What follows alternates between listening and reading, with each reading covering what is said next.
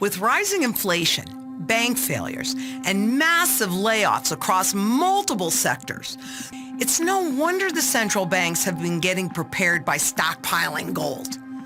At ITM Trading, we have spent over 27 years building a team of seasoned researchers and analysts who can help you prepare for any financial crisis. Our experts are ready to provide you with proven strategies to safeguard your wealth and assets in the event of an economic downturn or currency reset, which is frankly inevitable. Don't wait until it's too late.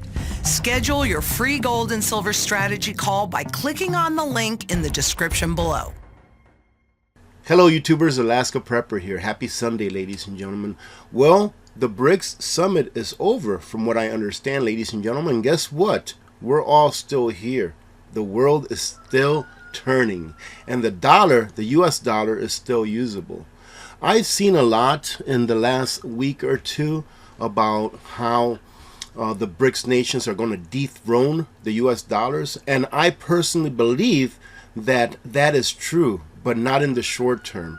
And I hope that I've conveyed that to you on the one or two videos that I've done in the past about the BRICS. I remember doing a video maybe a couple of weeks ago saying that our world would change because of this BRICS. But I also remember saying that it's going to be a slow change, but a steady change that will start slowly but increase in rate towards the end. Meaning that these countries that are now joining the BRICS nations and that have joined the BRICS nations, i.e. coming here in January of 2024, they're going to be taking away from the use of the dollar for bilateral trade between countries. Which means what? Which means that the dollar is going to be used less worldwide, and it's going to be used less and less and less as more countries enter into the BRICS. The BRICS economic bloc ended a historic 3-day summit in South Africa this Thursday after making multiple headlines. The 5-country group made up of Brazil, Russia, India, China, and South Africa is one of the leading global voices for more representation of the developing world and the global south in world affairs. And some of these past week's developments will likely raise some serious questions for the U.S., and indeed, they will. Now remember, ladies and gentlemen, that the key here is to understand that the more countries that join the BRICS nations, or the bloc of BRICS nations, the less that the dollar will be used over time, right? And as previously stated, it doesn't mean that the dollar is going to go from wherever it is now to zero overnight. It is going to be a gradual decline, but towards the end, that decline will become faster and faster and faster. So you still have time to prepare. This is not something that's going to happen from today to tomorrow. It could if some of the countries that hold the most of the U.S. debt decide to dump that debt like overnight. But I don't think that would be beneficial to them. I know it won't be beneficial to the U.S. if they decide to do this, but I don't think it will be beneficial to them either, because they don't want to live in a world of chaos, which is what it would really be. It would be a Mad Max situation if they did something like that. I believe that Mr. Adams over at Natural News called that Operation Sandman, where there's a whole bunch of countries that have colluded together and said, hey, we're going to go ahead and set a date to when we're going to dump all of the US dollars that we all have in reserves, pretty much effectively making the dollar worthless. Because if no one needs the dollar, then it's worthless. If we're the only ones that need the dollars that are all over the world, then guess what's going to happen to the value of that dollar, ladies and gentlemen? And what's going to happen to all of the labor that it took for you to acquire those dollars? It will become worthless. It'll be like you worked for nothing. And this has happened throughout history. Maybe not in this exact same scenario that I just described to you, like Operation Sandman, but it's happened throughout history, where all fiat currencies that have existed in the history of mankind has gone to zero. So now that you're being warned, just like the people back in 1929, just like before them, there was a gentleman, I forget what his last name was, it starts with a B. He was warning people for years, saying there is going to be a huge crash. There's nothing that's holding this market up. But the mainstream media and their PR department started putting out ads like, the stock market only has one way to go. The stock market will never ever come down ever again. It's impossible. Well, if you can read a little bit of history, you know exactly what happened back then and what happened to the people and what that stock market crash resulted in, which was not only the demise of the, I guess you can say, wealth of the nation, of the people, but all of the suffering that came with it as well. So now is the time to prepare that it hasn't happened yet. Do you understand this? So many people out there like to say Chicken Little, like to say the boy that cried wolf. But the problem with that, ladies and gentlemen, is that eventually the wolf will show up at the door. So if you're one of those people hearing the message early on, do your own research and either convince yourself that it's going to happen eventually and you must prepare, or you can convince yourself that it's not, and so be it. You'll have to live with the consequences of your decisions. Either way. The group announced on Thursday that 6 countries are set to join in the group in 2024. And the first 4 of these 6 countries, ladies and gentlemen, to me is a big deal. The first one being Iran. And then Saudi Arabia, huge deal. UAE, another huge deal. Why are those first 3 countries such a big deal? Big oil producers. Big oil producers, and the petrodollar, ladies and gentlemen, is what is currently used in order for oil to be purchased internationally. And if you've seen some of my previous videos, one especially on India, India is no longer using the dollar to purchase oil from Saudi Arabia, or UAE, I believe it was, that on that article that I went over with you all.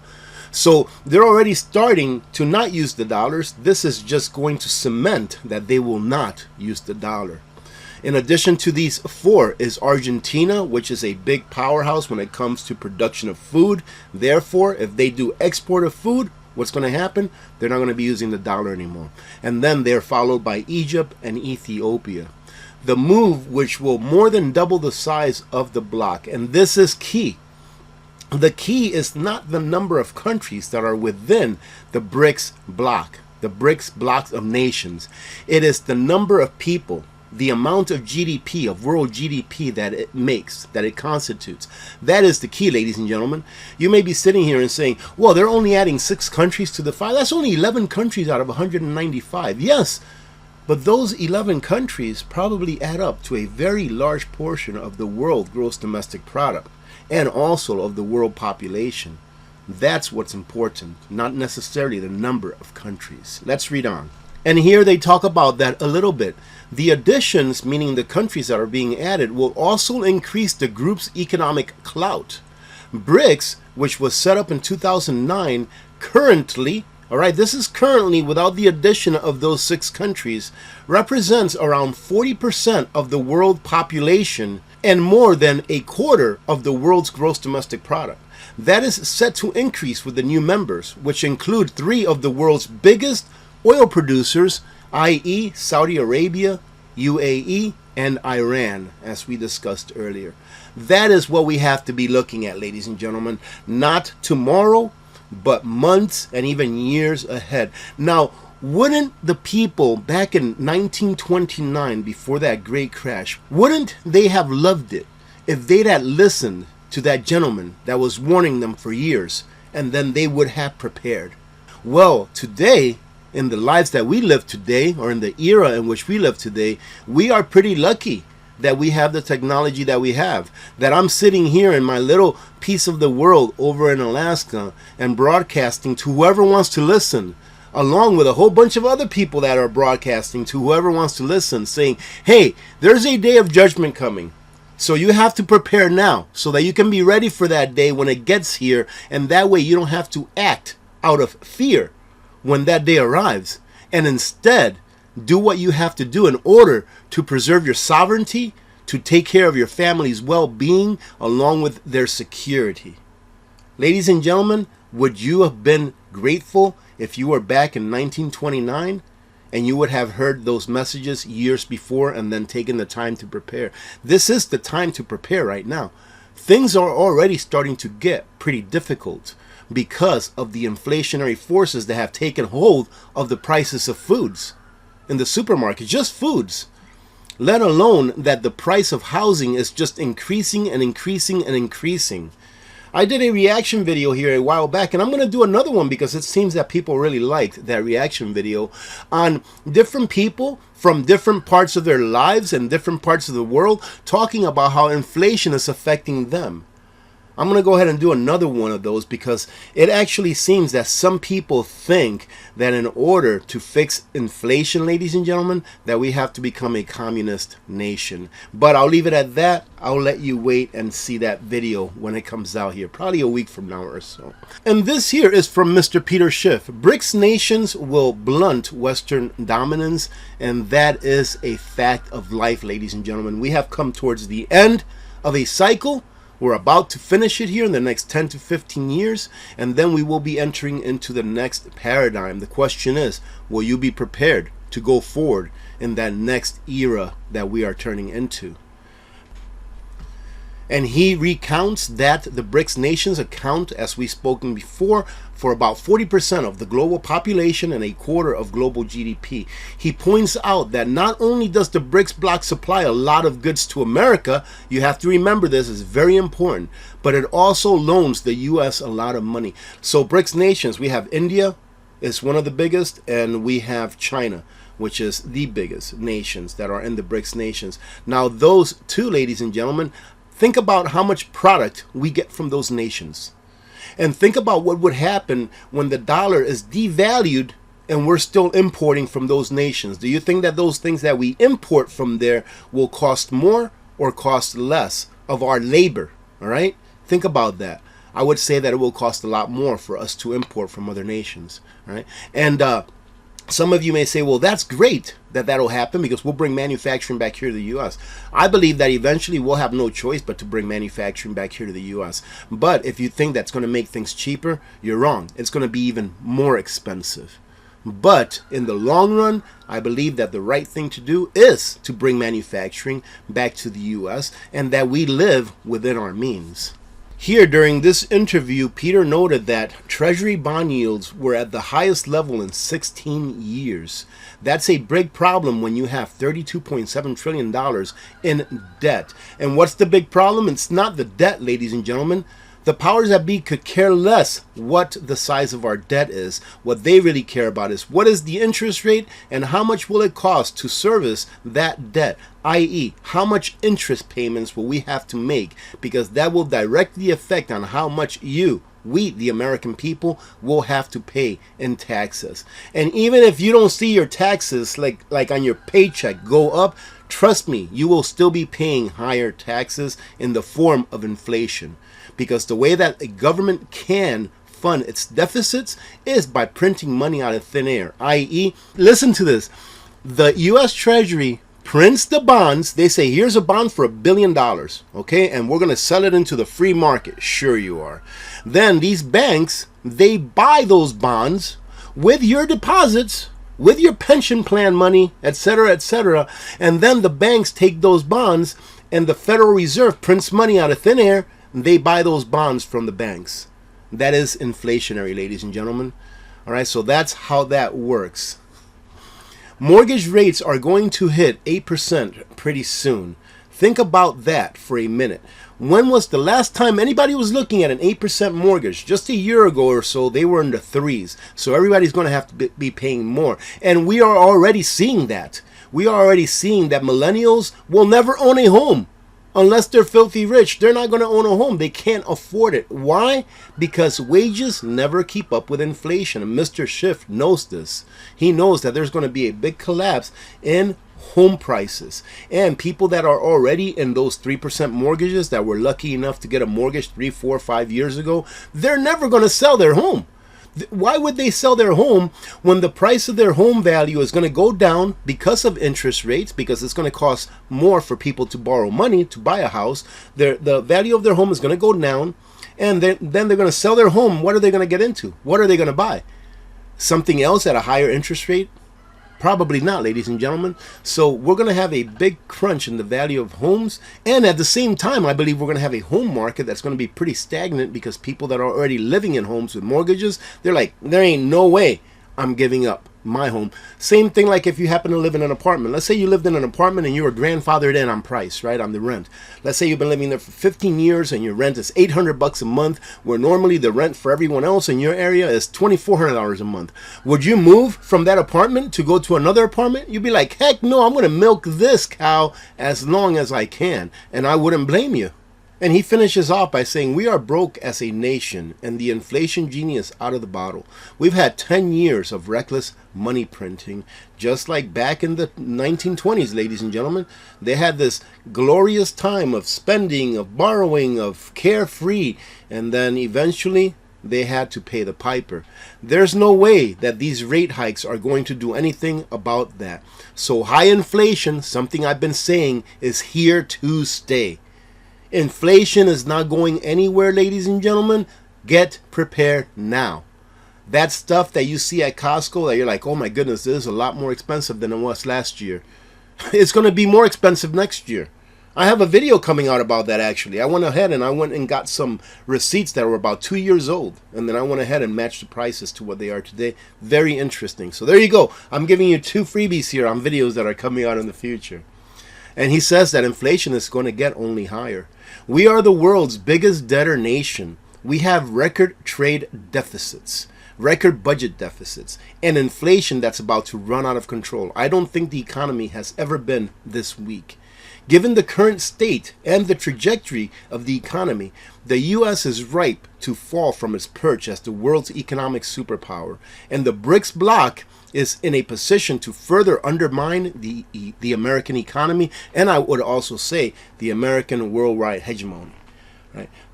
I've said in the past that it's not something that I say lightheartedly, right? That is something that I say with a heavy heart, but it's unfortunate that our nation, our elected officials, ladies and gentlemen, when I say our nation, I don't mean we the people, but our elected officials have acted very irresponsibly with the power that they were given, being that we had or still have the reserve currency of the world.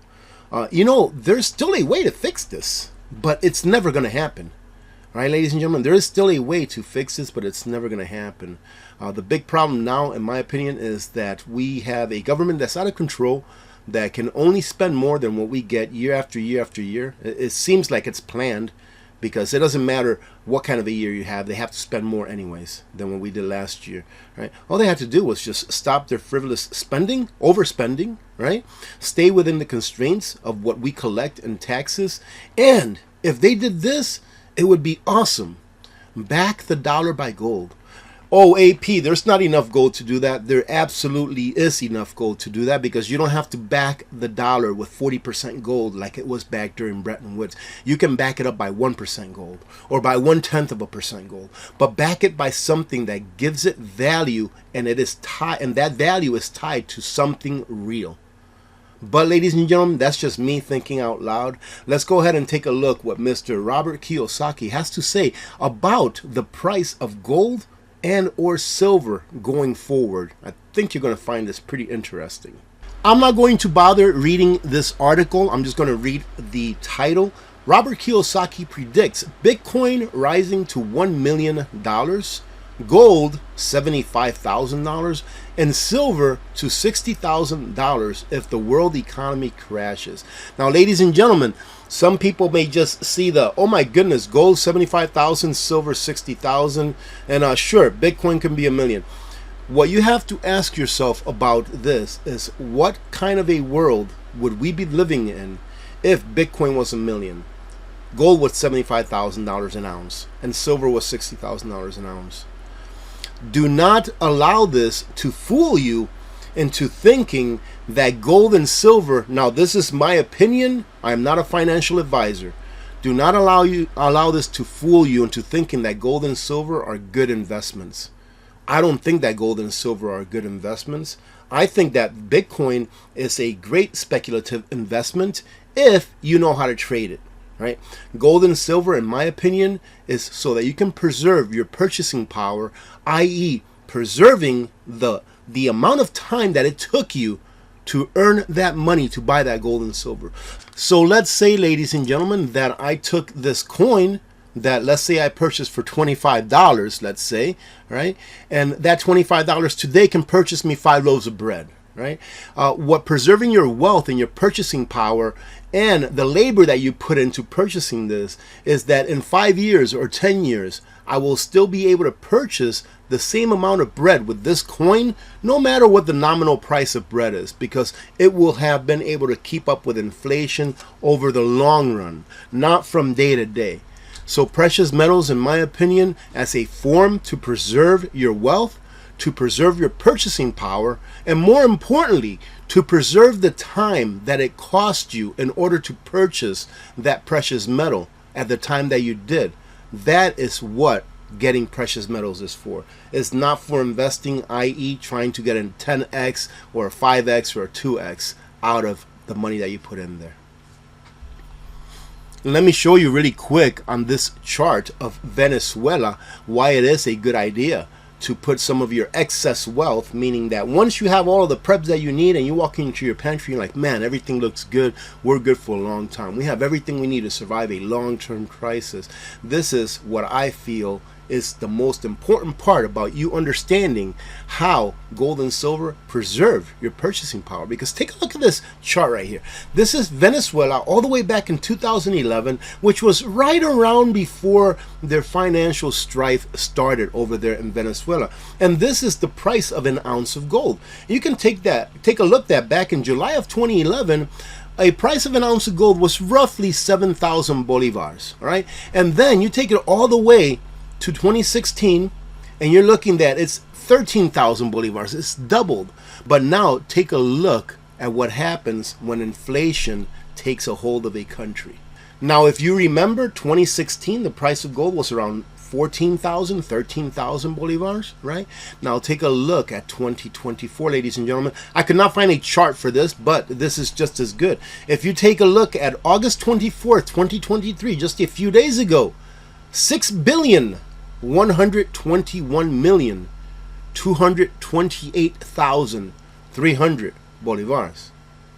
Ladies and gentlemen, I would say that those in Venezuela that have held gold since before their major crisis started, I think that they're doing a lot better than your average wage earner that put their faith in paper currency.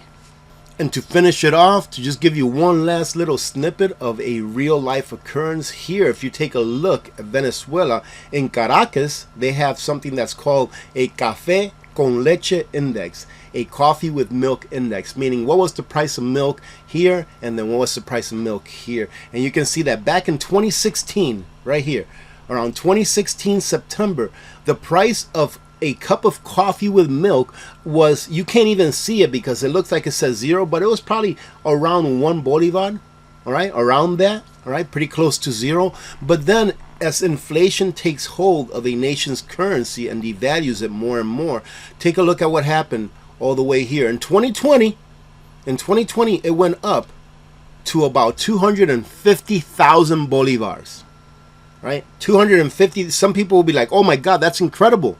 But look at where it is in 2022, I believe, around 2021, 2022. It's at 2.79 million bolivars. Ladies and gentlemen, this has happened throughout history, time and time again. And don't think that because you've been raised and have grown up in a country that has been the superpower of the world for as long as it has, that has had the world monetary dominance under its belt because we have the world reserve currency. Don't think that these things can't happen here, because they are happening here, just in a very slow motion. That train, ladies and gentlemen, is headed towards a brick wall. Right now it's going a little faster than it has in the past, and then eventually it's going to speed up where it doesn't matter how hard they press on those brakes, it's not going to stop it. But right now you have time to get prepared so that when it does hit that wall, you can be buckled in your seat and ready to go once it stops. Having said that, I really hope that you get something out of this. I hope that you have a great rest of your day today, great rest of your weekend. I may be having a live stream later on tonight. It depends on if I get done the things that I need to get done out in the yard. Having said that, have a great day, ladies and gentlemen. God bless every one of you. God bless America. I'm Alaska Prepper. I'm out.